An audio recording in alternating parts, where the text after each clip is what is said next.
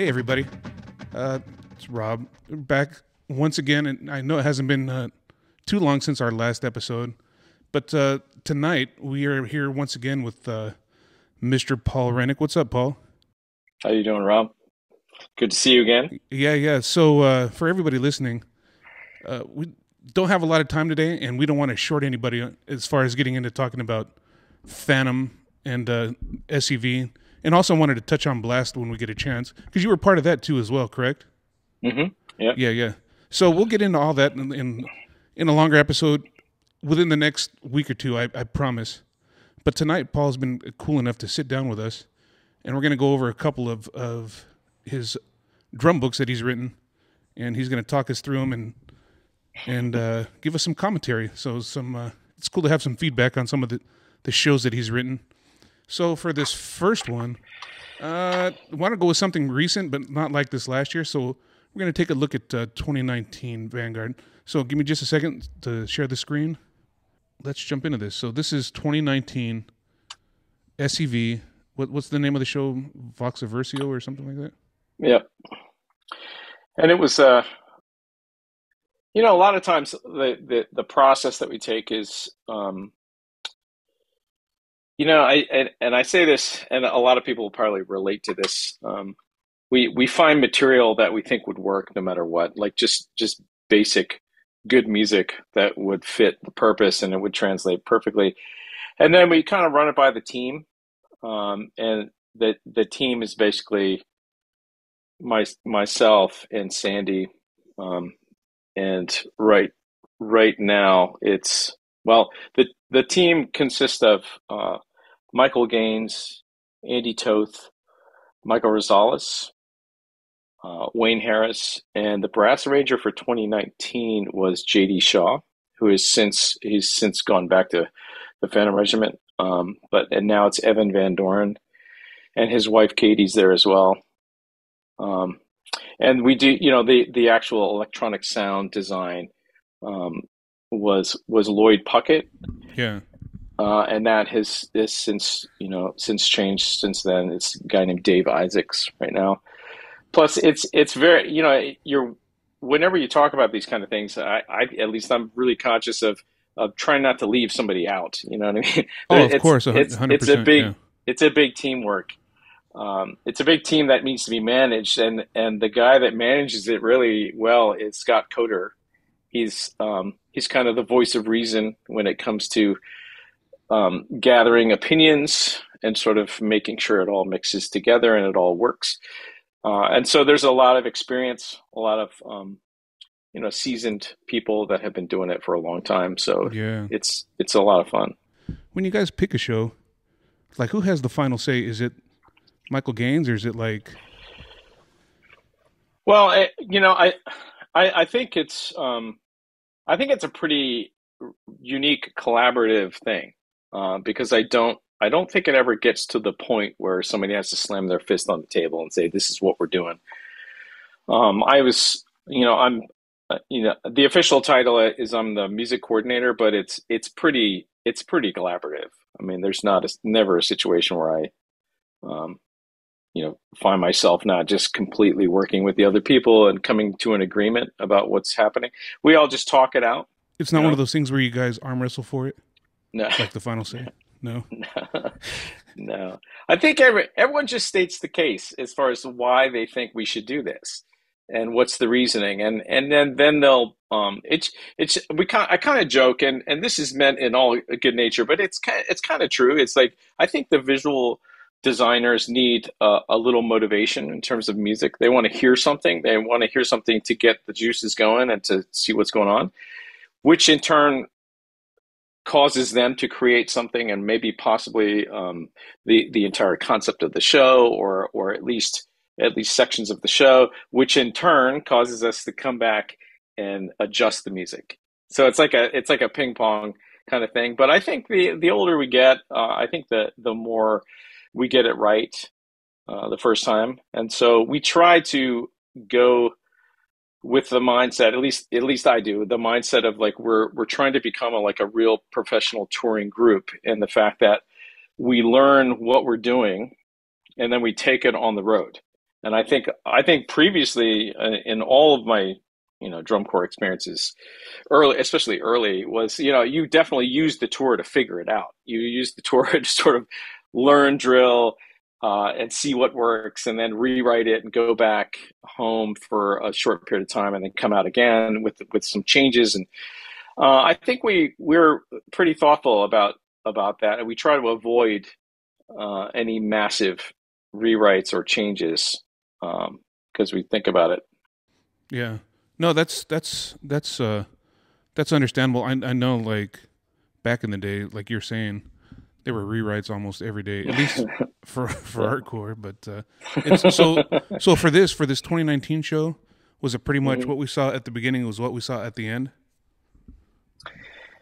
I think so. There's always, what, one thing that we do pretty well is that we always kind of plan a change before finals in terms of like an ending or some kind of effect, or typically it's to the end of the show, something is going to change slightly, but that's all planned out, honestly, and that's kind of a nice place to be. So instead of being totally reactive to how your show's doing competitively and just react to that and sort of change things just because, I think a lot of that at the end of the show typically is well thought out and it's planned.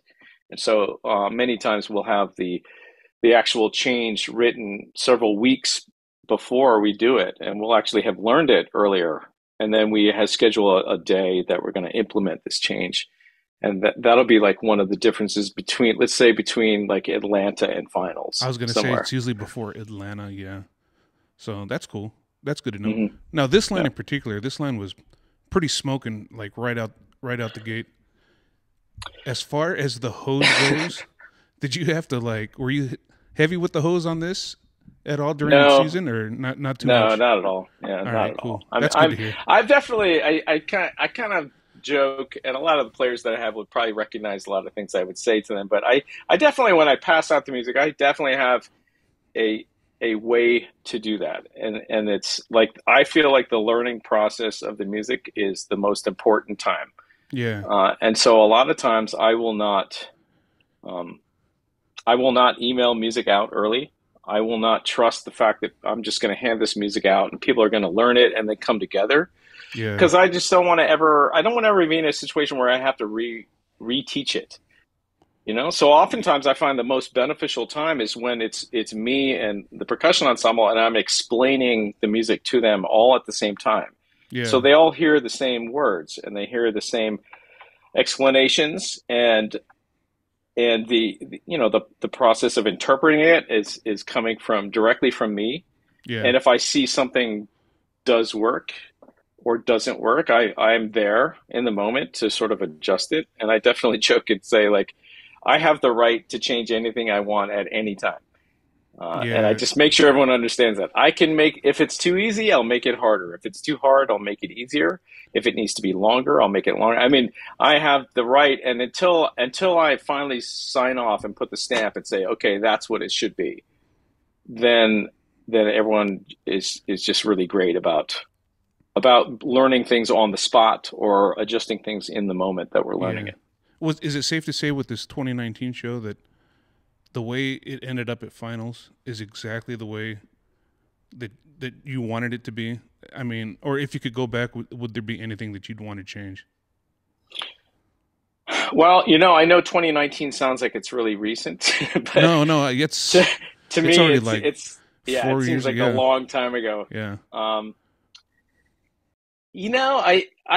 Once again, I think like a lot of that, what you're talking about is kind of worked out in the early preseason days. Like I really find it's really a pleasure to work with the players that we have, because they're just so flexible. They can adjust things that in a seriously nuanced way, and for a week before the core gets together, I have the percussion section by themselves with just the drum staff. Yeah, that's the drumline camped in like Denton, right?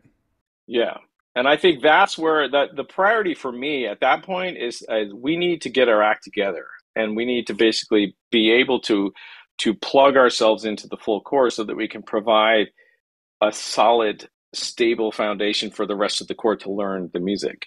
Yeah. See what I mean? And act Yeah. like a drummer, would act is the real foundation of what's going on. If we can come to the move-ins and really stand still and play like a seriously clean, full run through, then I think it makes everyone's job so much easier. It just makes, I'm an analogy guy, and I see it like this is like a wedding cake. The bottom layer that holds everything together, that's the drum line, and then everything else, all the toppings, and each tier is the brass and color guard to make one beautiful cake. I don't know. Maybe I'm just hungry. No. I mean, it's not like we're all getting together and then the conductor's standing out there saying, "Okay, ready, go." Yeah. No, it's like a building process. It's like you said, it's layers of detail that you put in, and I tried to make sure that the percussion is not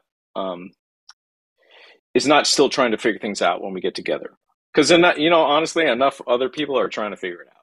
The visual package and the brass, and there's a lot of moving parts and a lot of components that have to happen. It really makes life easier when we can get there, and it's like you press play and you go, and you could do a complete run through without a metronome and without a drum major. What is the opener? What is the opening chart there? That is just made up. It's just I just wrote it. I wrote the original version of it, and I can tell you the influences of it. There's a really, really popular a solo. One of the more difficult solos in the solo marimba repertoire is Velocities by Joseph Schwantner. And I just really like the way it starts. I think it's, you know what I mean? It's just one of those charts that just gets you right away. Every time it starts, it's like it's a phenomenal piece, like the entire way through, but the beginning of it is special. I think it just sounds really great. It's got that da-da, da-da, you know what I mean? It's got that sort of punctuation happening. And so we knew we wanted an introduction, and I think it was, correct me if I'm wrong, but it could be motivated originally, I think, by Mike Gaines, wanted to do something visually, and he was very, very clear about what it is. And then I just realized that the more you arrange music, the more you realize that almost nothing now has exactly what you need it to have. See what I mean? Whereas when I was a lot younger, we would find charts and really stick to the chart and really just. It was more like it was more like you did a whole chart, and it was like exactly the whole chart. Where now you can like kind of piece stuff together and make it its own thing. Right. And you do it long enough, and you realize what works and what doesn't work. And you think, okay, we need a little of that here and a little of this, and you can sort of piece it together. So I kind of have the bottom line time length that it needs to be. I can't remember exactly right now, but it was sometime I think it was like 40 seconds, or between 35 and 45 seconds. We had that amount of time to do some things visually. And so I just thought it was a really edgy, angular, aggressive way to start. And it was influenced heavily by just the sound of Velocities. And then I mapped out a form, and I inserted what I thought could work, in terms of keyboards now. I think I probably wrote all of the battery and the form of the tune, and then inserted what I thought would work, in terms of what parts, what the keyboards would do. And then I gave it to Sandy. And then Sandy did her thing, like only she can do, and I basically said, here's the form of the piece. And she's really great at kind of sticking to the idea, and sticking to the plan, and not like taking a hard left turn. And so she's stuck with that direction, like where the measures, like the length of the form and the measures of where the double bars are, where the hits are. And like I said, I kind of composed I composed the battery and put in as many cues from a keyboard standpoint, and sometimes entire sections of keywords and what would work, kind of knowing some phrases. I'm flashing back here. Some phrases I knew that I would just say to her, I would say, well, it needs to sound something like this. And then she's like, got it. Don't worry about it. And then she will take that idea and then maximize it and make it into a fully detailed piece. So when you map this stuff out, do you give her like the melody and then she goes from there, or do you give her like chords and she goes from there, or both? I don't necessarily think it's that simple. I think it's references to what generally it should sound like. You understand what I mean? Like to use source material like a vague reference to velocities from Schwanner was kind of the most restrictions that were there. And then I said, well, I kind of like this sound, and it's all super coordinated with the events. In other words, it's not half baked and then I just hand it over. And so it's kind of really really detailed, and I'm pretty sure that by the time that both of us got through it, that it really wasn't any longer or shorter than the original plan was. I think it was pretty straight up exactly the way it was. And I must say, I think that intro didn't change one note from the very first time that we did it. I thought it was totally worked out. And both of us we write with finale. Yeah. And I think we just sort of accept the playback as being not exactly what it needs to be. And then nowadays you have to admit, boy, the playback can sound exactly like a real player. And typically the sound guys will sort of hand over the file to the sound guys to make it sound as realistic as possible, so that the visual designers have something that's really accurate in terms of what they're really going to hear. Okay. But I still think, honestly, Mike and some of the other designers honestly prefer like a live recording. And I think we try to get that live recording as soon as possible. A lot of times we'll learn basically a production a camp, if not maybe at some camps 2 productions. And then we'll really get you'd be surprised, Rob, how solid, that Saturday night and Sunday morning recording is. It's super accurate and really clean. And I think this one was one of the first things that we did at a camp. It might have even been like a January camp that we did it. Do you still have all those early season recordings stashed away somewhere? Yeah, I'm sure I do somewhere. Oh man, see, and this is the stuff that needs to get. We got to see like the early stuff. Put it on Rennick drums here on YouTube, man. That's definitely it doesn't always need to be the polished stuff. Give us like, how you got there. Right. It's fascinating. That stuff's fascinating. All right, so let's jump in. Yeah, this was a good example of like a fully fully composed, like out of nowhere percussion intro. And I just keep keep returning back to the point where what would I want to see? There's a combination of what would I want to play and what would I want to see, and then you just simply do that. The intro to this is really aggressive. Did you write this like after the Cowboys lost a game? All right. Anyways, let's jump into this. Dude, feel free to jump in anytime while it's playing and give us some insight on this. We don't have to wait to hear it to the end, but here we go. I think I can't remember what this was called. I think I named it Downward Spiral or something like that. It was maybe it is about the Cowboys. Maybe it is about the Cowboys. Yeah, right. It was years of the Cowboys influencing my psyche. But I think that the show, generally speaking, was darker and angstier at the beginning than it was at the end. So it started out aggressive and strong, made perfect sense with our show. So, all right, here we go. Let's get back into this. Here we go. 2019. It's buffering. Here we go. Yeah, I need. But you know what? What else is really interesting is this intro right here. Yeah. You know what this is? What is this? The show was like kind of about like sort of revolutionary thinking and sort of people who bucked the system and changed what's going on, radicals, kind of thing. And then one of the very first thing that in my mind that I thought of was Jimi Hendrix playing the Star Spangled Banner at Woodstock.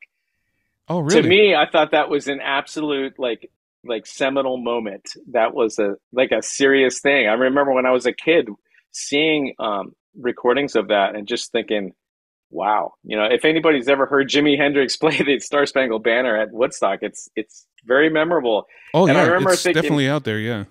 I remember thinking that it was really representative of what the show was like, was to do that sort of like edgy, off the beaten path, sort of revolutionary, radical sort of thing. Yeah, in And that then style, I talked yeah. to Lloyd Puckett, the sound designer, and just really talked through the whole thing. And I was really adamant about we need to use this part, this, and I got the recording, and I actually sort of cut sections up, and I said, we need to use sections from this, and this, or whatever, and I said, so now you go and you do what you think is right, Yeah. and I sort of put some limits as far as what material we want to use, and I wanted to hear that that Star Spangled Banner thing, so you can totally hear it now that you know what it is. It's like it makes sense with our show, I thought too.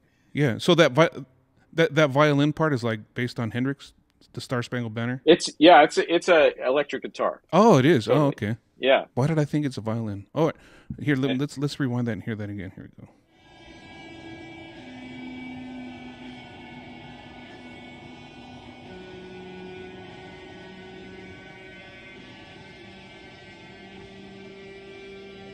Yeah, that's pretty cool. So once again, it's not. Oh yeah, there it is. Yeah. So it's not the exact tune, but it's specific moments in that solo. Yeah. That were cool. So this is all from your head. Yeah.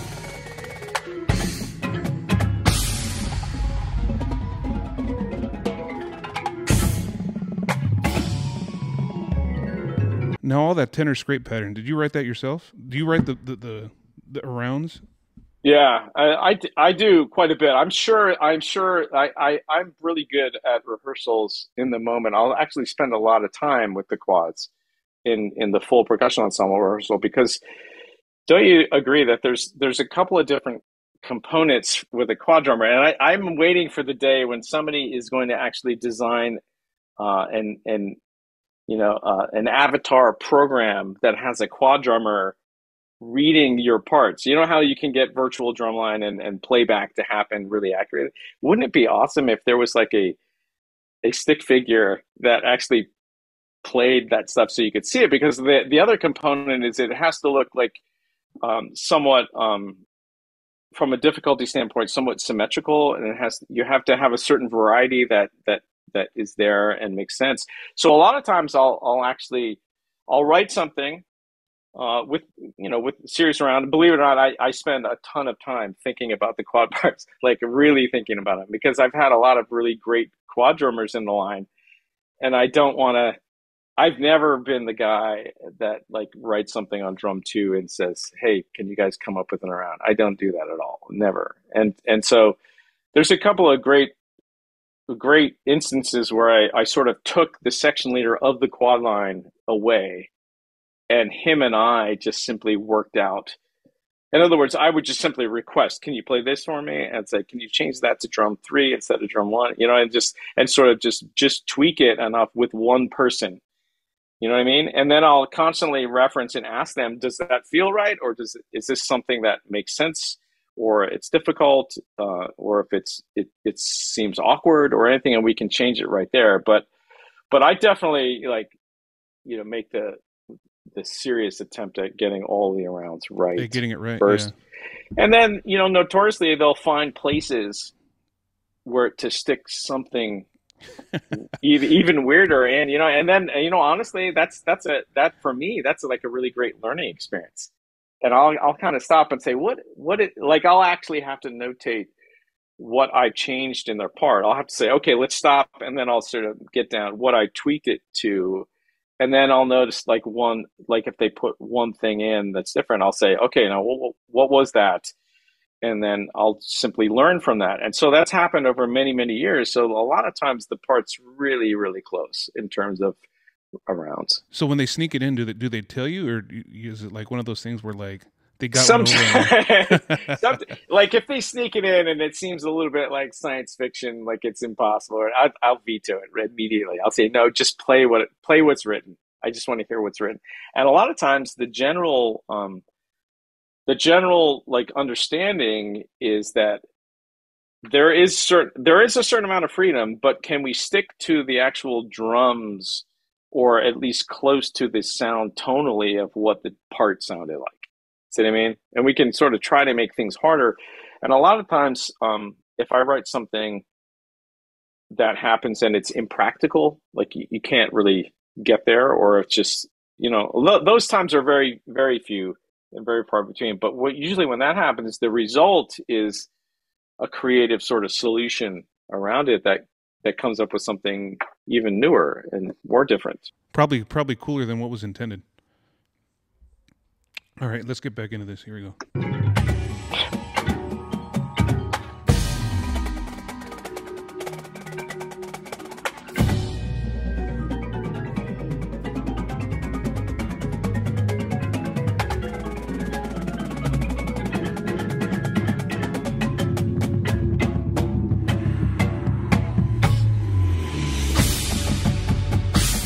So that was the end of the intro. Oh, okay.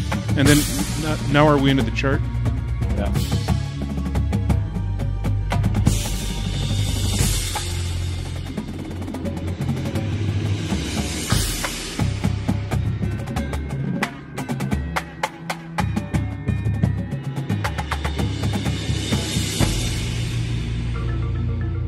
right, cool. Hey, something really quick I wanted to ask. All right, when we look at the snare line, and this is another one of those things that I see in the comments, but I'm kind of curious on it myself.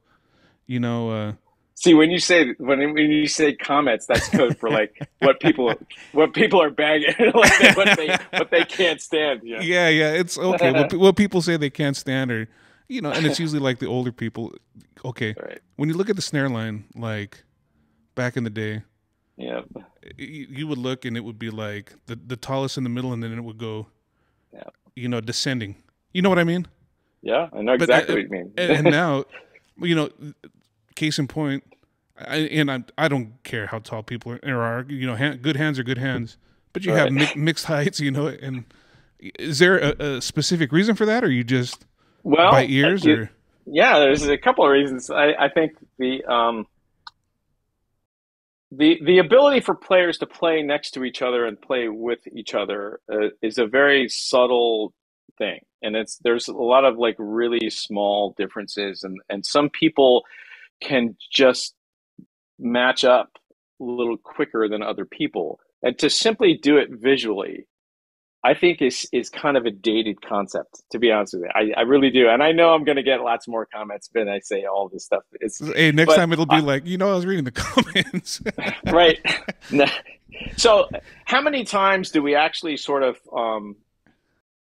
play in a straight line, elbow to elbow, walking down the field? I think from at this point in our evolution, I think it's actually less times than mixing it up, being in some kind of a form, like some kind of a geometric shape, or some kind of block, or some kind of pod, or that's rotating and moving constantly. So I think the idea of people having to be like adjusting the heights of the players or the heights of the drums also, I think it's harder to see now. Like when you're out there in a 3x3 block and it's rotating and everything, like I don't know, I don't think I don't see I think to me it doesn't bother me at all.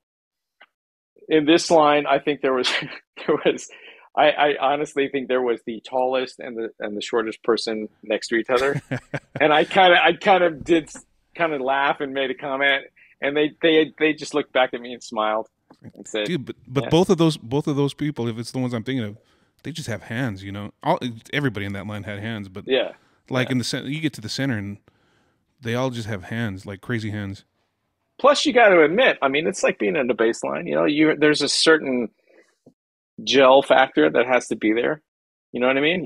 You have to be happy to be there. You have to be like really into it, and you can't be put in a place in the line that is like you're miserable, and oftentimes I'll generally work with the staff, and I'll say, here's what I think the order should be. And it really, honestly, Rob, it doesn't have anything to do with the height of the players. It has to do with how they play.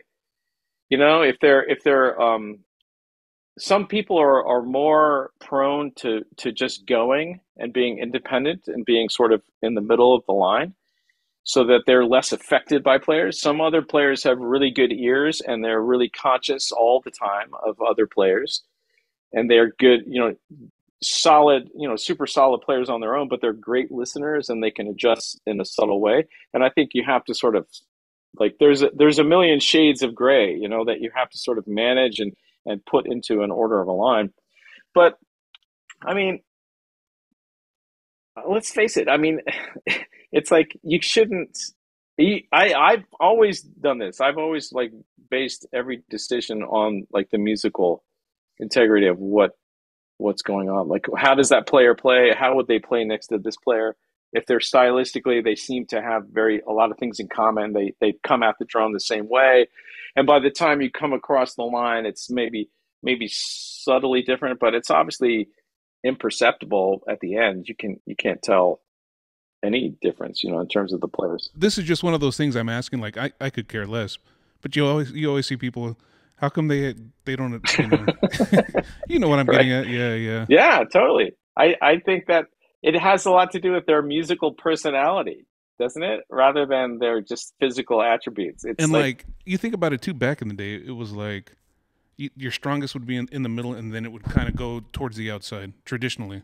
But now these kids, these members nowadays, I hate to call them kids, but these members nowadays, dude, it's like you have a line of 9 center snares. It's not just one center snare and it goes out. It's everybody solid.